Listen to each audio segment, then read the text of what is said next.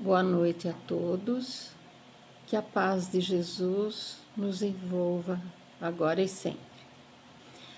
O tema de hoje é Nascer de Novo, baseado no capítulo 4 do Evangelho segundo o Espiritismo, cujo título é Ninguém pode ver o reino de Deus se não nascer de novo. Esse capítulo do Evangelho fala muito sobre reencarnação e nós vamos falar um pouquinho dela daqui a pouco. Antes, porém, vamos pensar um pouquinho também no nascer de novo, que temos muitas vezes em nossas vidas a oportunidade, de mudar de repente velhos hábitos, velhos costumes que temos, de repente nós, criaturas, despertamos para uma vida melhor, para um conhecimento melhor e deixamos aqueles hábitos nocivos para trás, começamos a dedicar nossas vidas ao bem, a Deus, a Jesus, E então podemos dizer que houve um renascimento em nós. Nascemos de novo, daquele momento em diante somos criaturas diferentes. Agora, nesse capítulo do Evangelho, existem muitas referências à reencarnação. Não só nesse capítulo, Em toda a Bíblia você percebe, desde os antigos profetas, Isaías, Jó, já faziam referências à reencarnação. Aquelas religiões antigas da Índia, Egito, Grécia, também se referiam muito a reencarnação como um dogma fundamental, Os Vedas, civilização tão antiga, E eles falavam, principalmente no Bhagavad Gita, aquela canção da imortalidade, eles falavam, que assim como a gente deixa as roupas. Tem frase, daquela canção, que é um poema enorme, que ele fala que assim como se deixam as vestes gastas para usar vestes novas, também a alma deixa o corpo usado para revestir novos corpos. Então, você vê, já tem referência à reencarnação há milhares de anos, E então, nesse capítulo, que já está se referindo mais ao Evangelho de Jesus, ao Novo Testamento, então nós vemos aí algumas referências. Uma delas é quando os apóstolos perguntam para Jesus, quando eles encontram um cego, que eles já conheciam, o cego daquela região, um cego de nascença, eles perguntam para Jesus, esse homem é cego por culpa de seus pecados ou por culpa dos pecados de seus pais? Ao que Jesus responde que não era nenhuma coisa nem outra, porque Jesus conhecia o íntimo, a aura toda daquele cego. Mas, vejam, essa pergunta Jesus achou muito natural. E se o cego tinha nascido cego, era um cego de nascença, como ele podia ter errado? Como ele poderia ter pecado? Então, dá para ver que houve uma vida anterior em que ele pode ter pecado. Por isso fizeram essa pergunta para Jesus, Outra passagem é quando o João Batista, que era primo de segundo grau de Jesus, filho de Isabel, que era prima de Maria, João Batista tinha vindo preparar o caminho para Jesus, batizava as pessoas, pregava o arrependimento dos pecados. Até Jesus foi batizado por João Batista no Rio Jordão, quando ainda o João Batista disse que não era digno de desatar as sandálias de Jesus, mas Jesus quis fazer tudo direitinho, o batismo, tudo, né? Então, nessa passagem de João Batista, João Batista, antes de começar a vida pública de Jesus, dos 30 aos 33, Jesus é batizado por João Batista, tal. Depois ele é preso, depois de um tempo, e é mandado, foi preso e foi mandado degolar por ordem não, a pedido da Salomé, que era filha da Herodíades, que era a esposa de Herodes, e ela, por conta de vingança, né, que não aceitou as verdades que João Batista tinha dito para ela, né, contra o adultério, umas coisas, ela queria se vingar e pediu a cabeça de João Batista. E essa menina, então, a pedido do Herodes, né, para que ela dançasse na festa de aniversário dele, ele fala que ela só dançaria se ele trouxesse a cabeça de João Batista numa bandeja. E ele acaba cedendo aos caprichos dela, e João Batista é degolado. Aí, então, João Batista é morto antes de Jesus começar a sua tarefa pública. E Jesus, então, conversando com seus discípulos, uma hora eles falam: Mestre, não estava escrito nas Escrituras antigas que Elias viria antes de você, né, para preparar o caminho? Ele fala: eu vos digo em verdade que Elias veio e não o reconheceram. Antes fizeram com ele tudo o que quiseram. E eles entenderam então que era de João Batista que ele estava falando. Que Elias realmente, né, que era um profeta da antiguidade, tinha vindo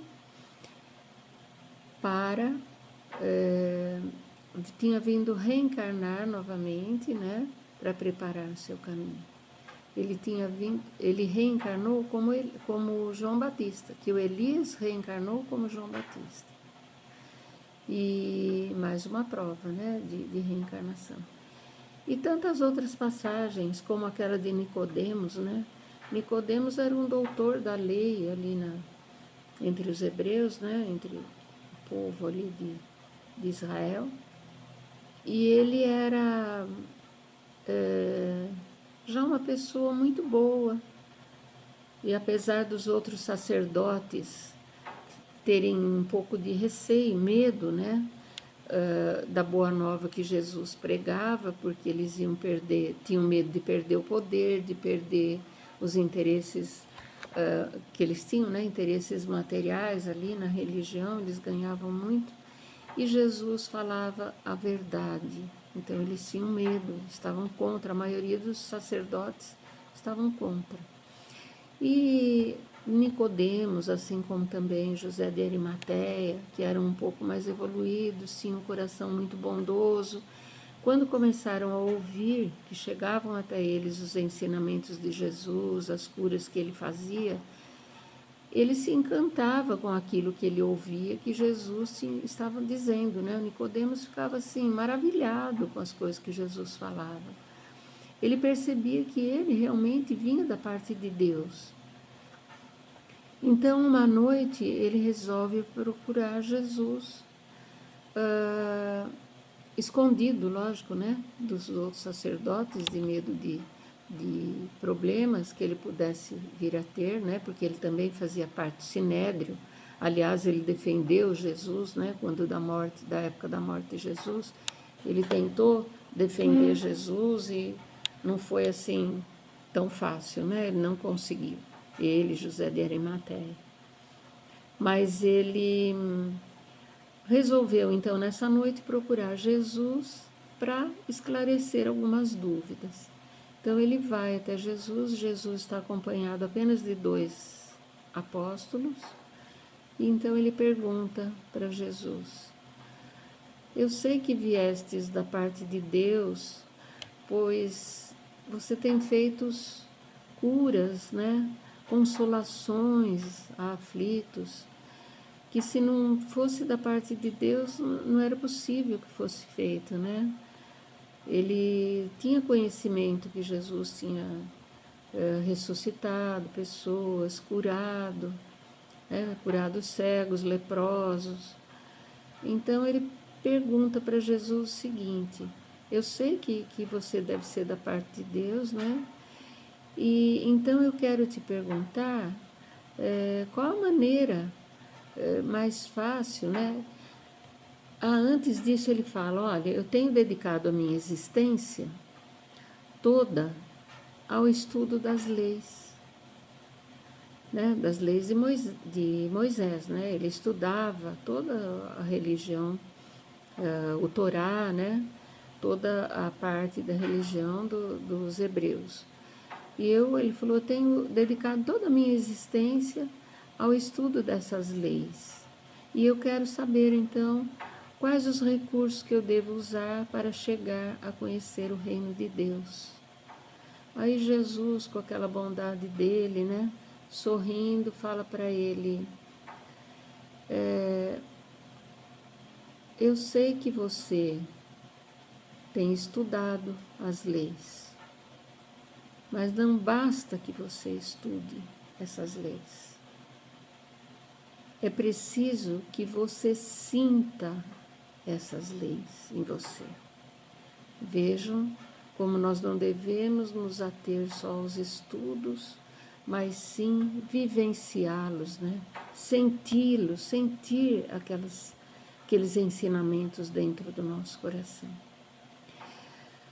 Mas então ele fala, não basta você só viver estudando as leis. É necessário que você sinta esses textos que você estuda.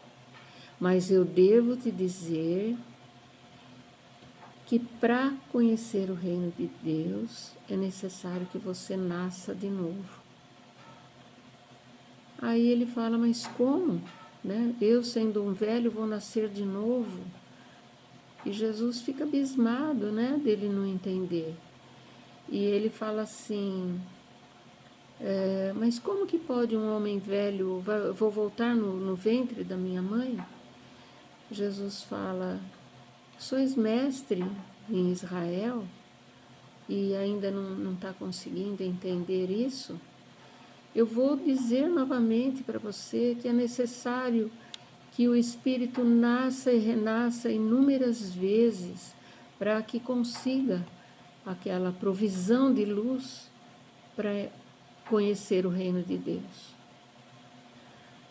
E ele ainda não entendendo, né? Aí Jesus fala, olha, você sendo mestre em Israel, quer saber das coisas, não quer entender as coisas que eu te falo, as coisas terrenas, que derá quando eu te falar as coisas celestes.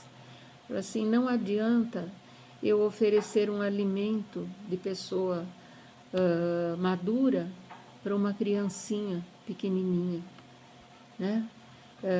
Porque ela não vai conseguir digerir, né? Já é o que acontece, né? Quando nós ainda não estamos preparados, assim, em evolução, não estamos preparados espiritualmente, certos ensinamentos nem nos tocam, né? Então, naquele momento, ele sentiu que o Nicodemos não estava ainda muito bem preparado para entender isso. Embora ele fosse uma boa pessoa, já no caminho evoluído, mas ele teria que estudar mais um pouco para amadurecer mais um pouco para entender certas coisas. E aí os dois apóstolos, depois que Nicodemos se retira, eles ficam assim, também surpreendidos com o que Jesus falou, que precisava nascer de novo. E ele torna a explicar para os dois que era preciso que o espírito passasse por inúmeras experiências para poder amadurecer e crescer, né? Então, vejam vocês, né? A gente analisando friamente a vida, né? Como é que pode, nós aqui, pais da terra, né? Temos os nossos filhos, e quando o filho erra, a gente dá tantas oportunidades para os filhos para que eles se refaçam. Não os condenamos, e sim corrigimos, ensinamos, fazemos de tudo para ele se regenerar, se recuperar. Que derá nosso Pai Celestial, que é puro amor, que nos ama tanto, acha que Ele não daria 1000 oportunidades de aprendizado para nós, de experiências para que fôssemos adquirindo a nossa evolução por mérito próprio, né? Lutando, aprendendo, aceitando. Então, Jesus, quando ele fala com esses 2 apóstolos, ele fala que era preciso deixar a veste antiga para vestir vestes novas, né? Que quando a roupa estava velha, a gente deixava a roupa rasgada para vestir uma veste nova. E assim era também com a alma. E aí eles falam, mas a gente vê tantos aleijados, tantos, né, perto de pessoas saudáveis, tantos paralíticos. Ele fala,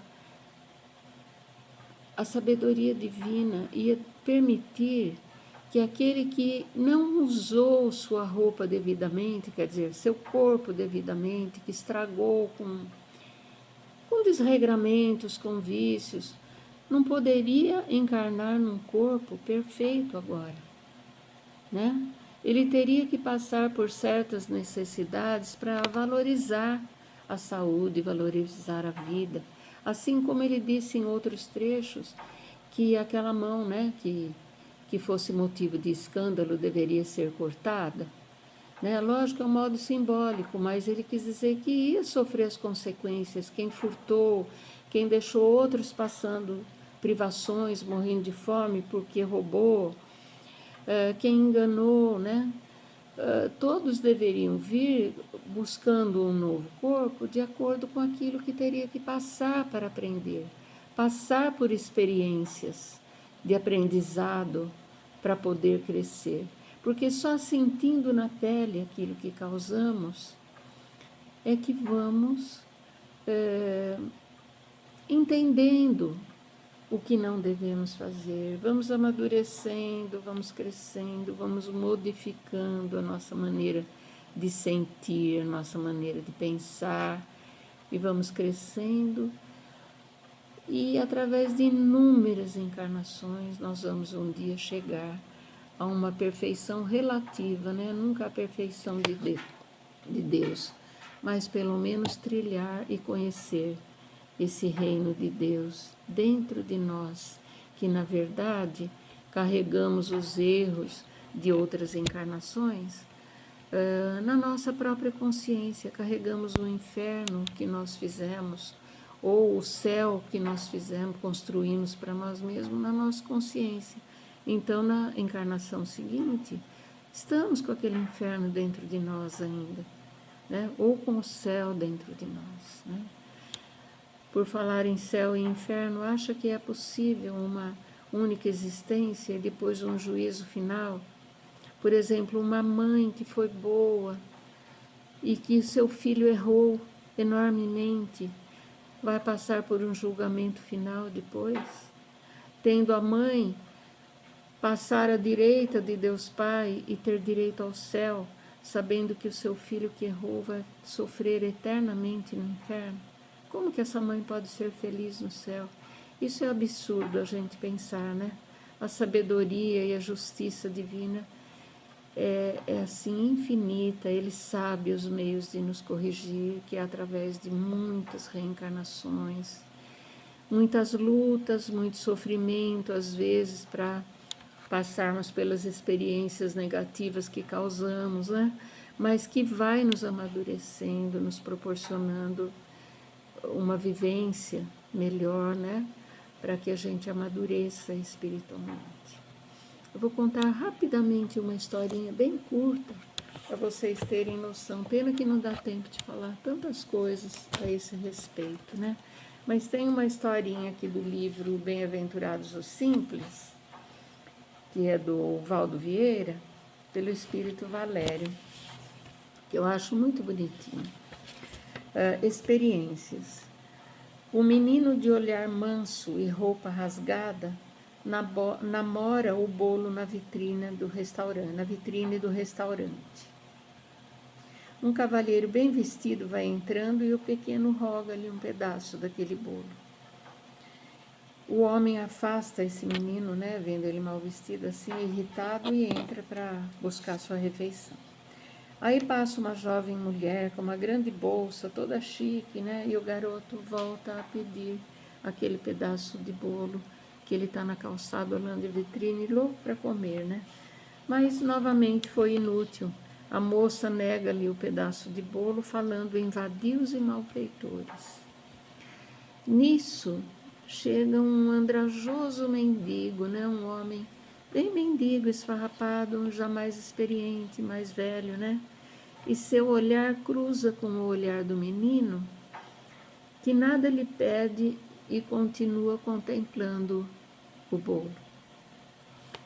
O velhinho, condoído, né, com compaixão, ele procura algum dinheiro no paletó dele, tudo em frangalhos, esfarrapado, acha um pouquinho de dinheiro que ele recebeu de donativo, compra um pedaço de bolo e, sorrindo, entrega aquela preciosidade à criança, né? Que surpresa, agradece e come assim avidamente. A justiça da reencarnação possibilita às almas o rodízio indispensável nas condições diversas da vida humana, né? Que você vai em condições diversas vindo reencarnar, né? Para que os espíritos experimentem todos os tipos de aprendizado. Contudo, entendemos com mais segurança e nos predispomos a auxiliar com mais presteza o próximo, quando já passamos pelas mesmas dificuldades que o atormentam, como no caso do velhinho que ajudou a criança, né? Já tinha passado por essa experiência e sentiu compaixão, né? Então, bendigamos assim a provação que a terra, porventura, nos apresente, porque apenas as duras experiências vividas nos ensinam a ajudar aos nossos irmãos em duras experiências, e somente auxiliando os outros é que seremos auxiliados. Então temos que sentir às vezes na pele, né, para aprender a ter compaixão, a ter amor ao próximo. É necessário passar por diversos aprendizados, diversas experiências. E a Terra é esse local de fraternidade, de experiência, de aprendizado, né? Uma escola de fraternidade, né? Que vai nos preparando os espíritos. Fiquem com Deus, que Jesus nos abençoe a todos, para que entendamos tudo o que temos passado, confiando em Deus, na sua sabedoria infinita, porque sabemos que tudo o que Ele faz até essa pandemia é para o nosso bem e o nosso aprendizado. Que Jesus nos abençoe a todos. Fiquem com Deus.